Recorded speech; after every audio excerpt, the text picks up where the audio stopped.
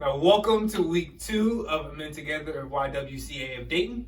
My name is Joshua Johnigan. And I'm Travis Richards. All right, now to begin week 2, we would first like to allow the returning students and the new incoming students who have not got the pretest done. Now is your time. We're only going to allow you guys about 5 minutes to knock that out.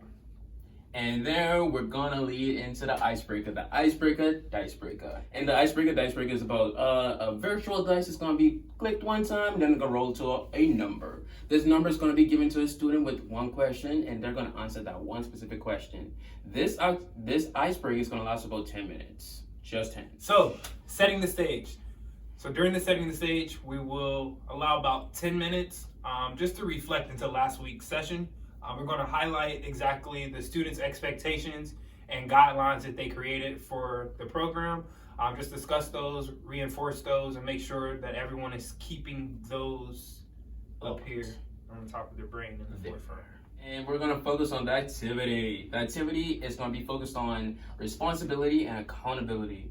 The students will be breaking in 2 separate rooms, and they're going to be asked certain questions like, hey, how will you hold yourself accountable for this session and next session?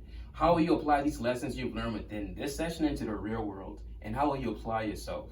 We have to also be mindful that we have to hold each other accountable and responsible for our day-to-day activities. And this activity specifically is going to target and emphasize and encourage the students to apply this. And that leads us into the discussion. So during our discussion, we really want to highlight on 3 questions. We will ask, during that activity, what were some things that you learned? And how can you utilize the things that you learned and use that into your everyday life? And then thirdly, all right, that's it. Thank you guys so much for joining us. It's been a pleasure to have you guys come here, take up space, and show up and represent who you are authentically. Next time, it's going to be lesson 3.